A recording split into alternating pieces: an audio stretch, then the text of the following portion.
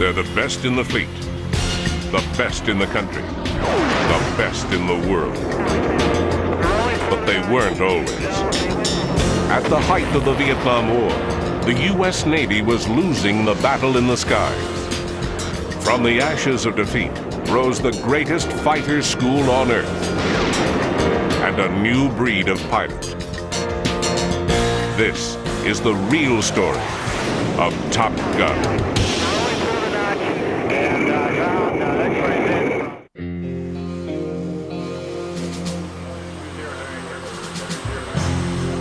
April 9th, 1965. 100 years to the day after the end of the war between the states, America is about to plunge into another civil war, halfway around the world. On the Gulf of Tonkin, in the South China Sea, the USS Ranger launches 6 of the Navy's latest fighting machines, the F-4 Phantom. Their mission? To protect the carrier from enemy aircraft. But today, the Phantoms are flying in harm's way.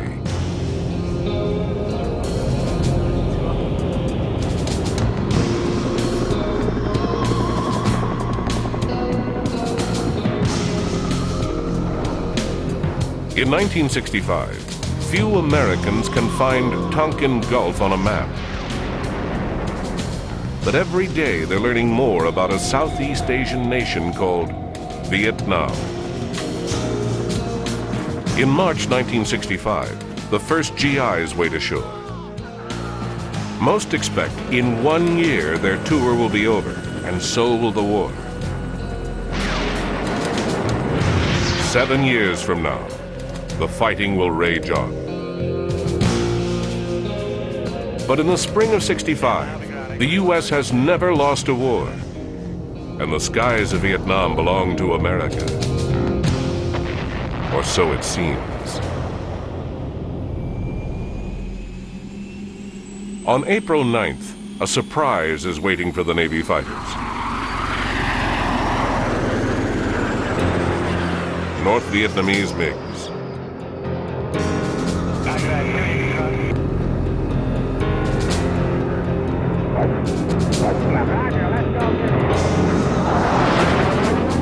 The Phantoms are built for long-range combat, but the MiGs close in for a dogfight. The Phantoms try to pull away, but the MiGs are more maneuverable.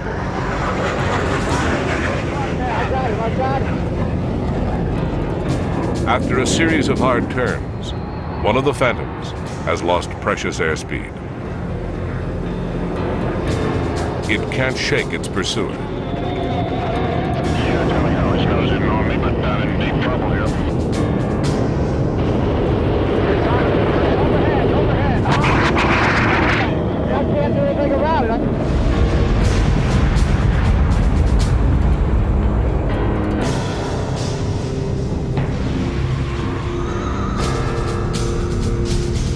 America was losing the war in the air because one machine was being sent to do a job it wasn't built for. I present to you the President of the United States.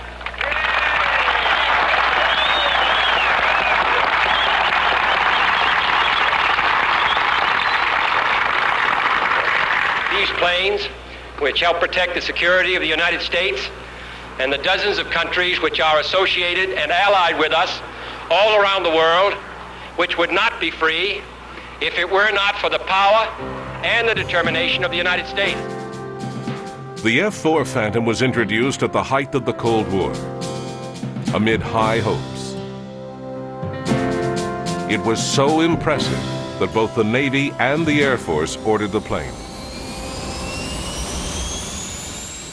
The entire focus of both the Navy and the Air Force was, in the late 50s and early 60s, was against the Soviet bomber threat. We thought that the Soviets were going to come over and bomb Los Angeles, and they built the F-4 to counter that threat. About 1964 is the first time I got to fly the Phantom.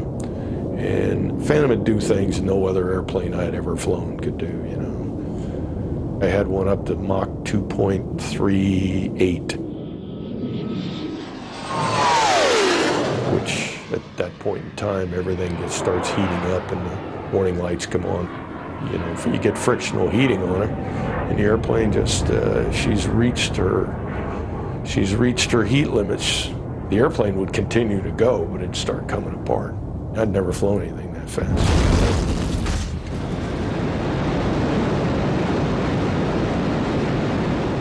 Among the Navy's fighter jocks, the Phantom quickly gained a reputation as a hot airplane, with power to spare.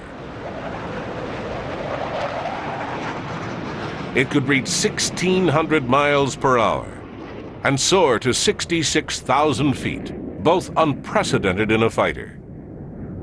There was only one thing the Navy's version lacked: a gun. Historically, in any turning fight, you need a gun. The gun is fearsome, particularly the guns that were available that were in the Air Force airplane. It had a Gatling gun, 6,000 rounds a minute Gatling gun, who put the fear of God in anybody you're shooting at with. We never had them designed in the airplane. Instead, the Navy ordered the Phantom equipped with 8 air-to-air missiles, 4 long-range radar-guided Sparrows, and 4 of the new heat-seeking Sidewinders that honed in on the enemy's white-hot engines. The weapons were so sophisticated, the Phantom required a second crewman to fire them, called a Radar Intercept Officer, or RIO. This was revolutionary.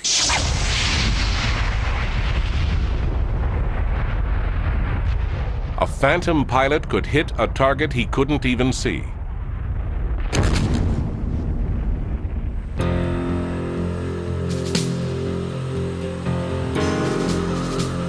On June 17, 1965, 6 F-4 Phantoms take off from the USS Midway to escort a wave of bombers over North Vietnam.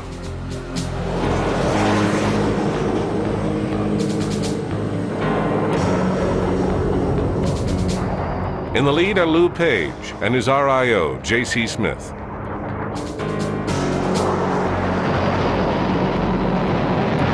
As the bombers finish their run and head for home, Smith spots MiGs on his radar. I picked the contacts up at about 38 miles. The MiGs aren't close enough to fire. The Phantoms are. Smith radios his wingman, Jack Batson, call sign Batman. And I said, call Judy, which is lockup. I said, call Judy on the near target, the near target. We locked on to the far target. There were 2 blips on my scope, 2 blips, and they were a mile apart.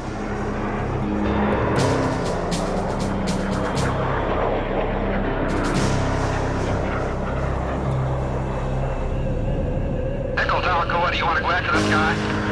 Echo, negative.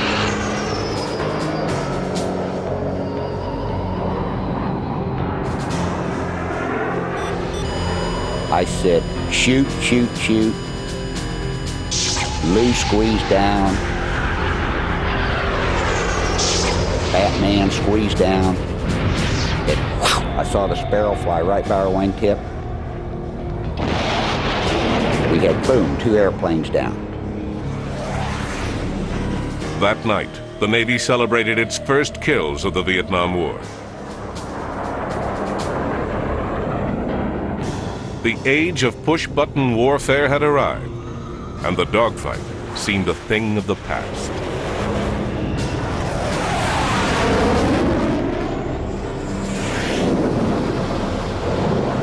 After every major air war, the engineers have moved in and said, that's really a silly way to fight a war, airplane against airplane. Let's devise a weapon that obviate the necessity for one airplane to go fly another airplane. And after the Korean War, we got rid of that, said, we've got Sparrow missiles, we've got new weapon systems, we'll never dogfight again. The day of the dogfight was over. It's all going to be long range, you know, the Sparrow missiles and all that stuff. And if I'm not mistaken, that's one reason that a gun was never put in the Phantom, because, hey, the day of the gunfight's over and it's all going to be standoff shoots and all that stuff. The prophets who foretold the death of the dogfight were about to be proven terribly wrong.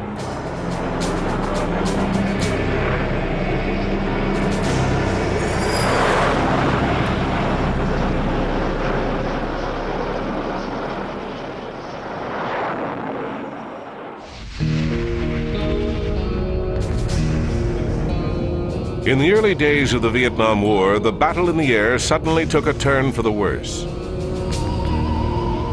In a case of mistaken identity, 2 Navy pilots were shot down by their own side.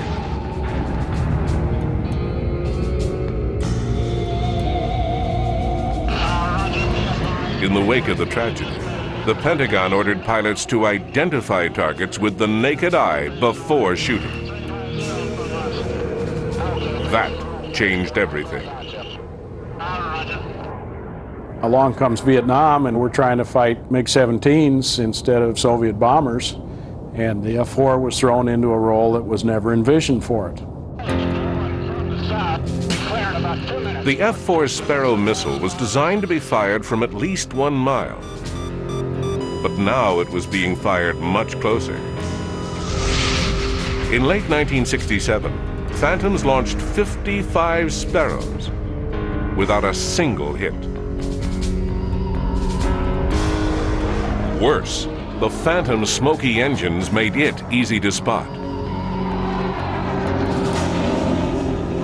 The most powerful machine in the air had suddenly become fair game for the cheap, agile little MiG. The Navy's kill ratio plummeted to a dismal 2-to-1.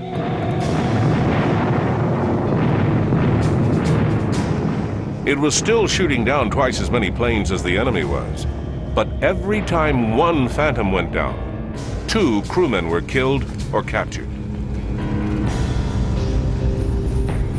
In the history of American aviation, never had so many sacrificed so much for so little.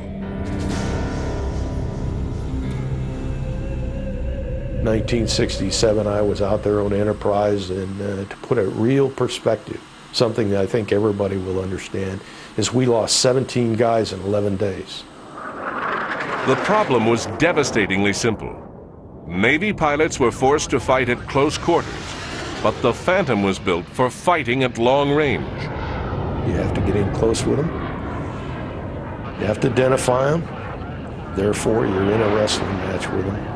And you better be trained in air combat maneuver, the ability to dogfight the airplane, just like everybody's done in every major engagement with airplanes since World War I. And we hadn't been trained to do that.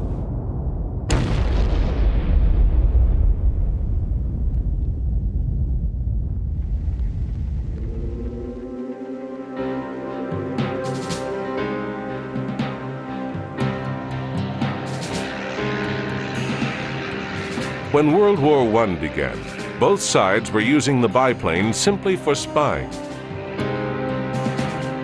Enemy pilots would pass each other without exchanging more than a wave. But on October 5th, 1914, that changed. The French flyer, Louis Quinault, opened fire on a German plane with a machine gun.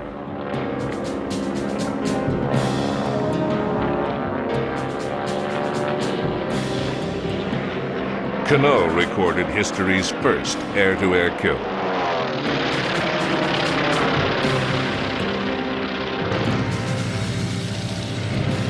By early 1915, the Germans began sending their planes out in packs of 4 to ambush lone Allied pilots. In response, Britain's Royal Flying Corps issued a landmark order. Reconnaissance aircraft are at all times to be escorted by 3 combat aircraft, flying in close formation.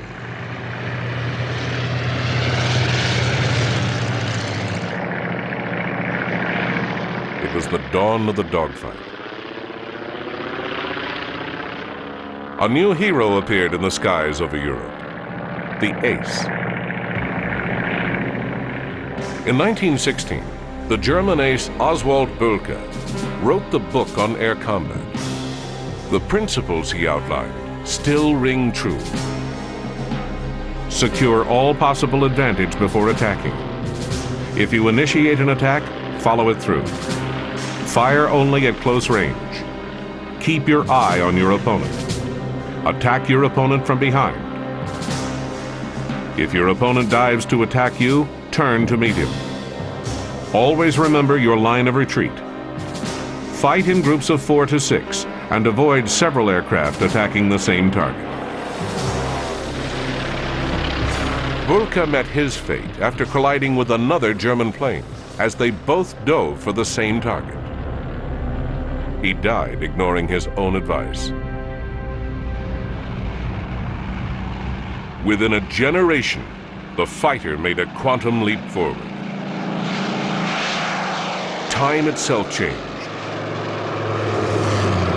In World War I, two enemies who were 2 miles apart met in half a minute. In World War II, it was 10 seconds.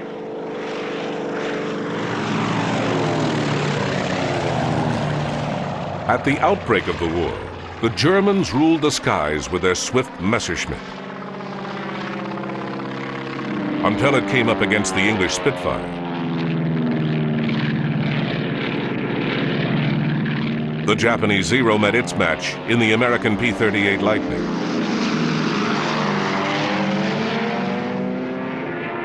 As one side gained the upper hand with machines, the other compensated with maneuvers, like the barrel roll and the yo-yo. The barrel roll was used against an enemy that could turn more easily.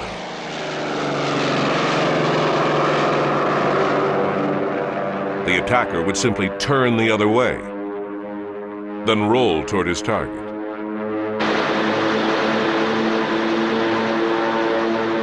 The yo-yo kept an attacker from overshooting his target. When the enemy turned, the attacker simply pulled up, rolled slightly, and dove for the kill.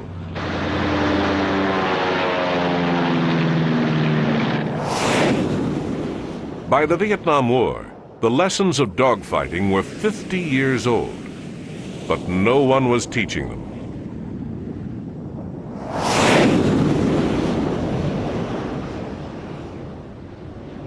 I'd seen 11 months of that war and saw that what they were training us for was not what was going on the other side of the pond. We were cast in a war that, whether we liked it or not, there was a lot of fighting and not much winning. But America's losing streak was about to come to an end.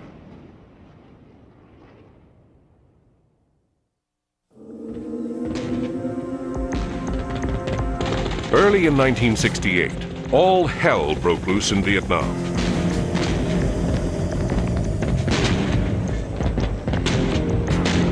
The North Vietnamese launched their greatest attack of the war, the Tet Offensive. They struck 100 cities throughout South Vietnam and fought in the very streets of Saigon. By the end of the Tet Offensive, most Americans wanted to end the war. To help bring North Vietnam to the peace table, the Pentagon ordered its pilots not to fire unless fired upon. For the Navy, the order was a welcome reprieve. Its fighters were dropping like flies.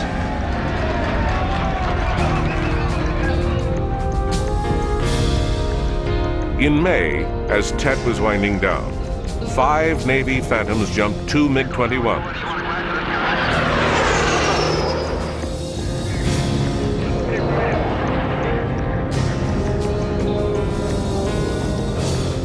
The Phantoms launched 3 Sparrows without a hit. Although outnumbered, the MiGs managed to shoot down a Phantom. The Americans ejected to safety.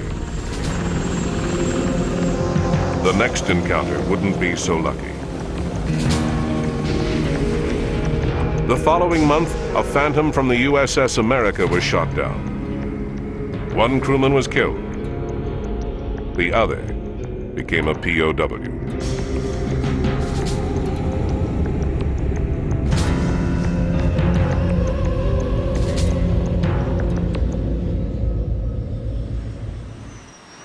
It became apparent that the thing that we had considered to be the #1 threat in Vietnam, namely anti-aircraft fire, was being supplanted by fighter kills.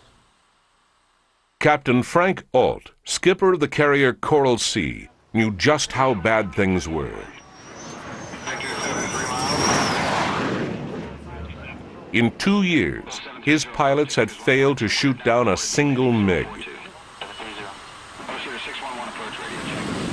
Ault also knew what was wrong. I decided that what we needed was what I euphemistically called a womb-to-tomb approach. Let's look at this system, not just the weapon, not just the airplane, but the whole system, the pilot, the airplane, the weapon. Womb to tomb, from the day it's conceived, it goes on the drawing board of the industry, until finally we send it back for overhaul. 327 on glide path on course.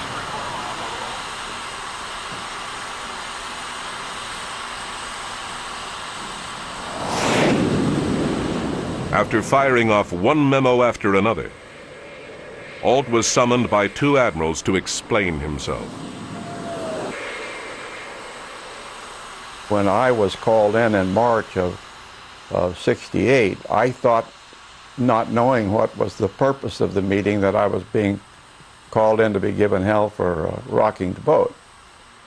And I was quick to bolster my case for all of my arguments and found I'd stepped right into the hole these guys had dug for me, which was, if you know so much about it, why don't you go out there and solve the problem? Ault made 242 recommendations to solve the problem. His findings became known as the Ault Report. One of the worst problems was the treatment of the Phantom's missiles. A highly technical 20th century weapon was being manhandled like a medieval cannonball. What happened to it got the aircraft carrier was pretty horrifying. For example, the great American sailor figured that the wings of the missile were to knock the tail fins in place. And we got shiploads of missiles which were damaged merely by physical handling. They found out that Sparrows and Sidewinders were put on aircraft, and they come into 25 to 50 landings at a time before they're taken off the airplane, and even taken down to the shop to analyze. And 2 or 3 landings, you know, it's enough to bang or jar loose the electronics capability in the Sparrows or the Sidewinders to negate its capability of firing. Even if the missiles weren't duds, pilots weren't always prepared to fire them. We had pilots that were trying to fire missiles, and their armament switches were not armed.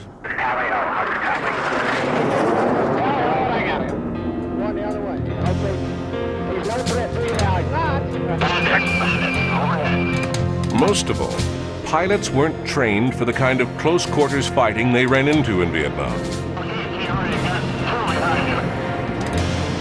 The solution lay in the most important recommendation in the Ault Report: a new school for Navy pilots. We had to have it. I mean, it's a totally different deal. It wasn't something that we built, oh boy, we're going to change something here, and boy, put the big feather in our hat. That wasn't it. We had to do it because too many people were dying. We couldn't lose another friend. We were dealing in human life. This had a sense of urgency beyond anything I've ever done in my life. When the Ault Report was issued, Dan Pedersen was training rookie pilots at Miramar Naval Air Station in San Diego. The job of forming this new school fell into his lap. A fellow named Sam Leeds, who was a contemporary of mine in the squadron, came to me and he said, "I got something to show you." And he gave me the Ault Report, and I read it. And he said, "How would you like to take charge and put together the graduate school that's defined in here. Pedersen had flown with some of the Navy's best pilots. From them, he handpicked his instructors. One was the pilot who made the first MiG kill of the war, J.C. Smith. We sat down and looked at that report, and he said, let's develop some tactics or a school. Let's get it built where we can change this around and save lives.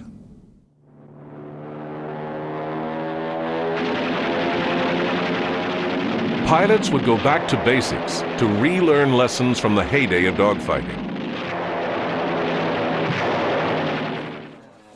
But Pedersen had no airplanes, no budget, no textbook. He didn't even have a classroom. But he had an ace in the hole named Steve Smith. Come to a point I thought, Steve, go find a place for the school to set up offices and a ready room to teach out of and get us going. He came back about an hour later and he said the base is full, there's nothing. You know, Steve was the kind of guy, it's a true story. I said, I know where there are some double wide trailers, not the modern ones, but an old government double wide trailer.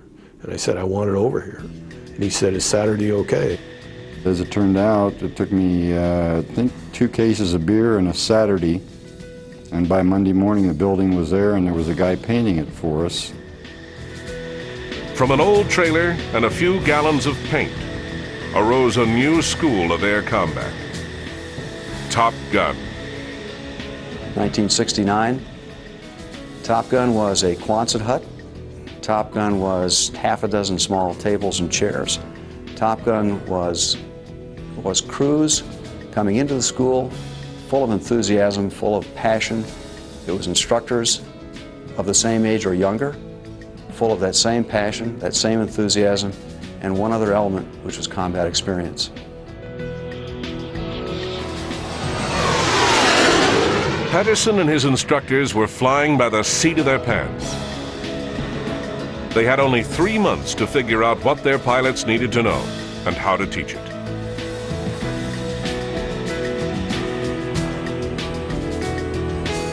One of the toughest jobs was simply attracting students to a school that hadn't proven its worth. We had to go around, talk to the squadron COs. And we said, okay, what we want though, we want you to send your airplane, we don't have any airplane, we want you to send your maintenance crew to keep these airplanes turning and your best young pilots. They frequently weren't thrilled about participating in that. So I would have to suggest that they would call their air wing commander, and he would explain to them why they really wanted to do what I was asking them to do. Welcome to the best 5 weeks of your flying career. When class began at Top Gun, the first lesson was the oldest rule in the book: know your enemy.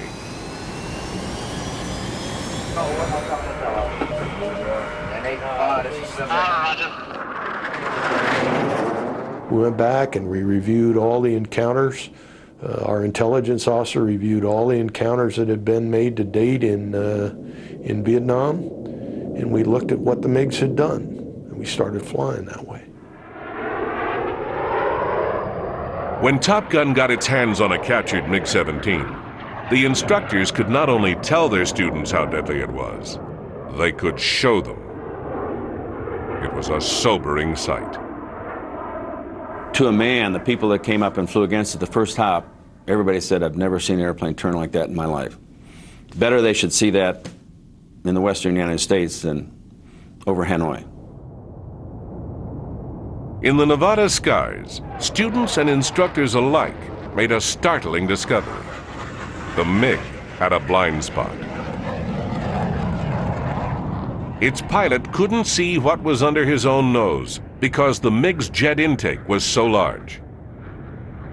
It gave us a real appreciation for the reliability, what we were up against. The fact, in real life, when I could look over in an instant, literally an instant, say, he can't see me. And I knew Immediately I said, he can't see me. Ron McEwen would remember this lesson from the Nevada desert, one afternoon in the skies over Vietnam. The first class to enroll in Top Gun learned a crucial lesson about their plane. The Phantom wasn't being outgunned. It was being outmaneuvered.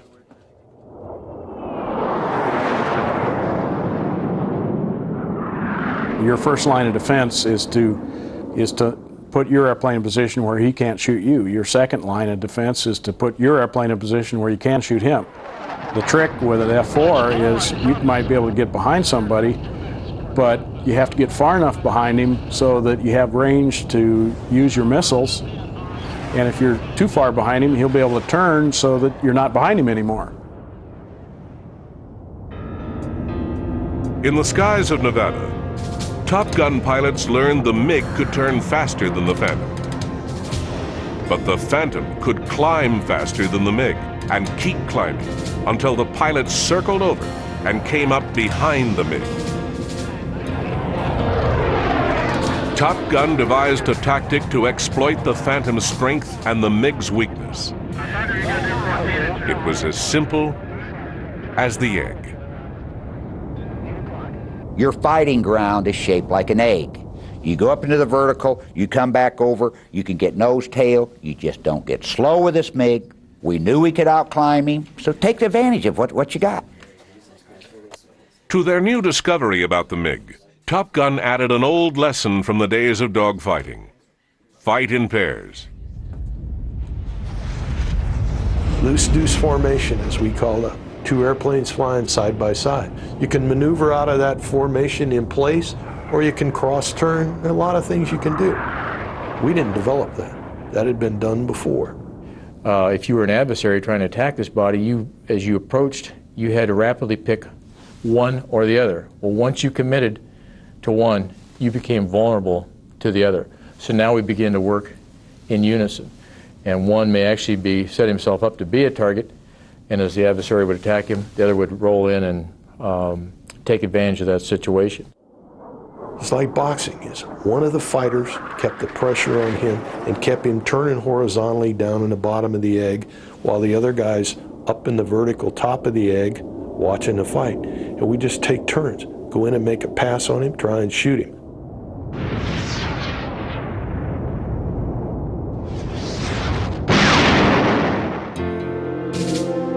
In April 1969, after 5 weeks of intense training, 9 pilots graduated from the first class of Top Gun. The first test of our real success was the reaction of the air crews that came through, the first 4 teams that came through. They were enthusiastic. The bottom line question is, did you learn more? What did you learn, and was it good? Was it good enough? He said, just learn to fly the airplane like this is good enough. The rest of it will come.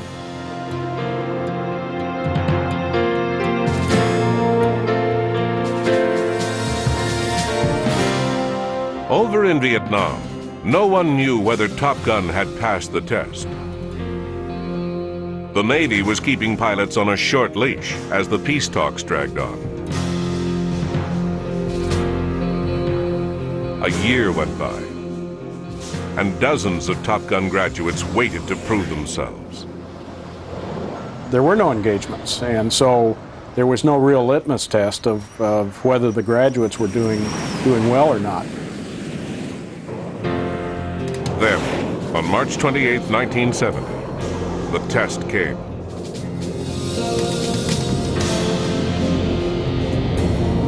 Lieutenant Jerry Boulier and his wingman were on patrol over North Vietnam when Boulier suddenly spotted 2 gleaming dots in the sunlight.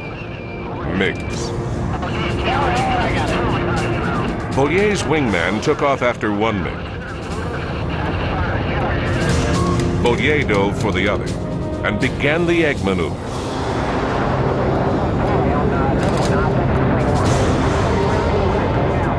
The MiG fired.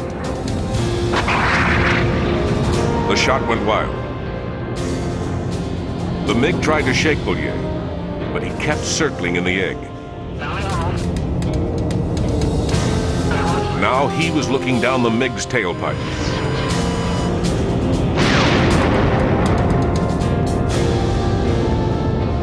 The next shot finished the MiG off. Jerry Boulier was a graduate of the first class of Top Gun.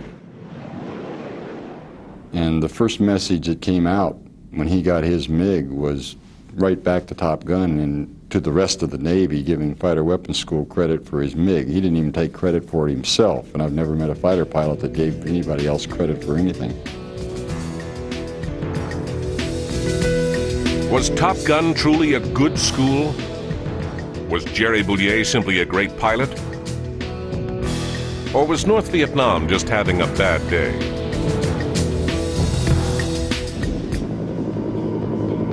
The years dragged by, and the war dragged on.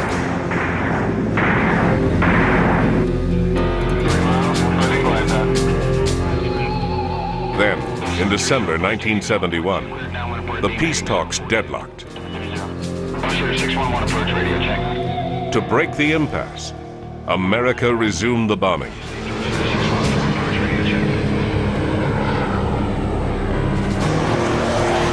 April 15, 1972. Muggs McEwen takes off to protect a squadron of bombers.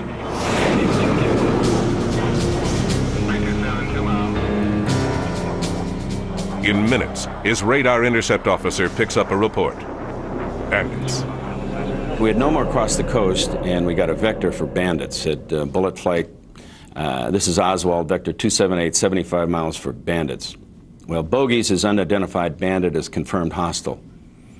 So I said to my RO, I said, did he say bandits? He said, yeah, he said bandits. Ask him again, Jack. I don't think he said bandits. And so Jack said, confirm bandits.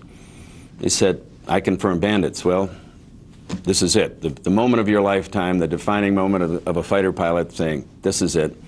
And you're saying, here it is at 6 o'clock in the afternoon, we're going west, we're going to be looking into the sun, we're going into right downtown close to Hanoi.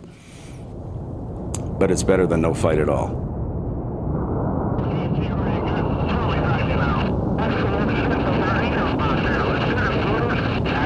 And we kept taking the vectors from the controller, steering us toward the bandits. And finally, about 10 or 12 miles away, I finally started picking up a contact. Right then, Muggs spots the MiGs. Muggs called out tally-ho on the nose, 6, 8 miles, something like that. And he saw the glint off of the wings, and they came right down between us, and we damn near had a midair with one of the 17s. It just canopied the canopy. And Jack said, oh my God, it's raining. And I looked up and they had 4 MiG-17s raining us. All of a sudden there was one that Jack said, 4:30, and he's gunning, do your pilot stuff. And I looked up, and sure enough, there was a guy at about 4:30 who was shooting, and I could see the tracers going by. Muggs turned very hard into the MiG to try to break his tracking solution. And the MiG-17 had a much better turning radius than the F-4. And this guy just turned his nose up like this, and just as we were turning, he just kept turning inside of us like that. The MiG now made a fatal mistake. As his nose turned, the Phantom disappeared, right into the blind spot Ron McEwen discovered at Top Gun. I looked up and said, he can't see me from there. I know good and well. McEwen hit the brakes, and that was all it took. I came out of burner and pushed forward stick, and just flew by out in front of me and shot him.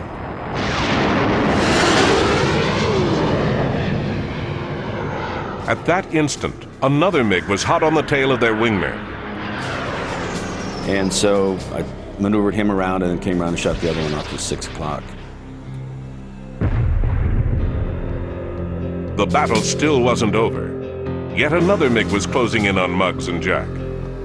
This one back here at 8 o'clock has become a threat, and I'm calling for him to do some do some of that pilot stuff up there because, you know, we've got a guy back here at our 8 o'clock, so he comes back and looks like that, and he agreed with my assessment of it that, yes, this guy was a threat. Using the egg maneuver he learned at Top Gun, Ron went into a steep climb and circled behind the MiG. The MiG fled for home. I'm sure he went back to the bar that night and said, I don't know about you guys, but I fought King Kong. Outnumbered 3-1. The Phantom scored 2 kills in 1 day.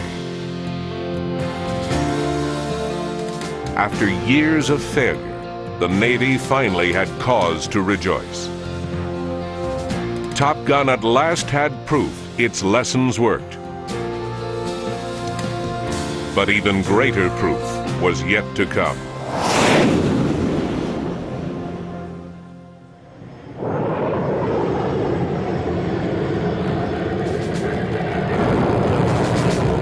Early morning, April 22nd, 1972.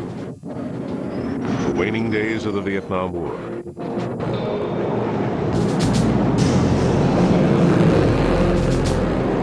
In the Gulf of Tonkin, 2 warplanes take off from the USS Hancock to protect bombers striking the Mekong Delta.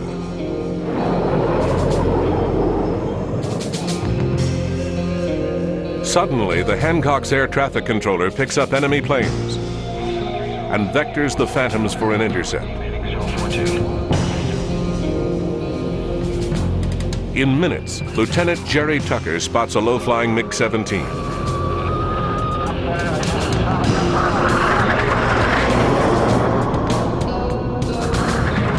In a flawless example of the egg maneuver, Tucker pulls up into a steep climb and rolls in behind the MiG.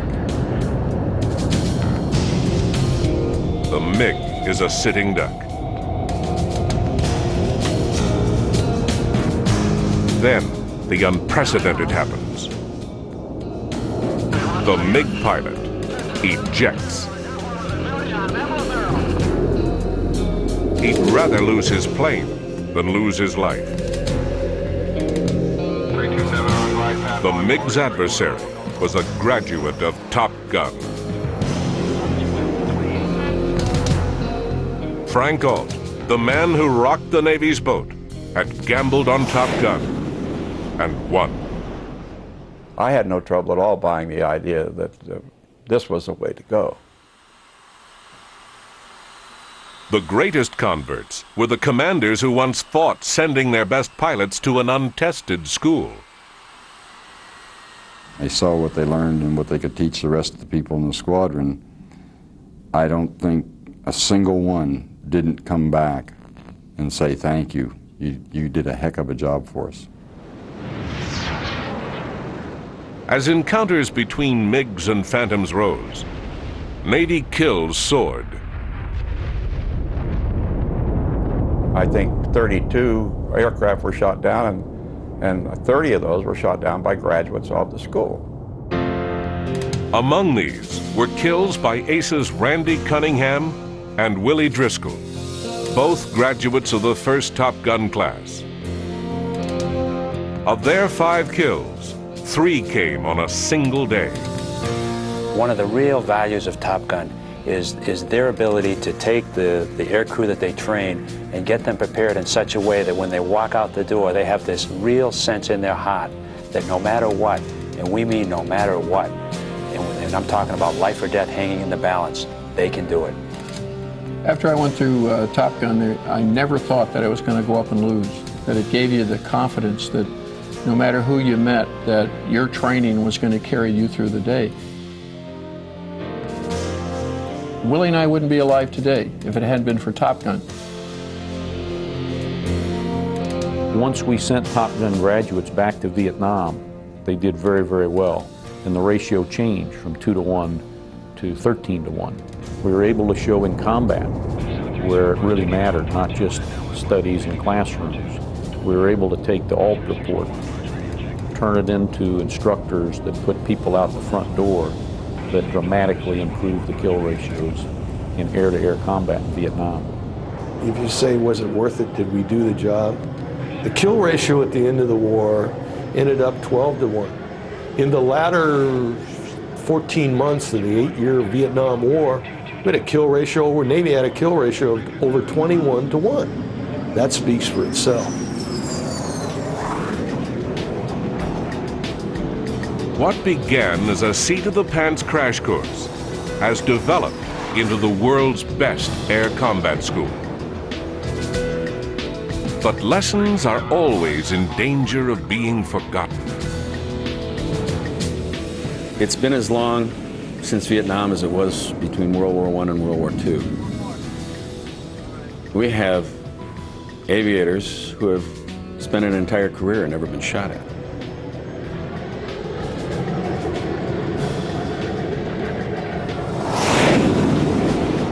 I'm not going to make a judgment, but you know, historically, we'll relearn again things that we've forgotten. It's going to take innovative, foresighting thinking and people continue reminding us that when it comes down to war, sooner or later airplanes are going to look at airplanes in the air and they're going to have to shoot each other down.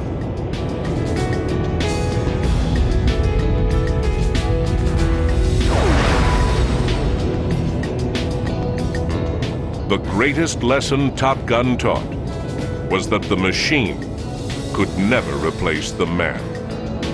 Roger that. It's much more attractive to say we have an I got you weapon that says I got you and the guy blows up. But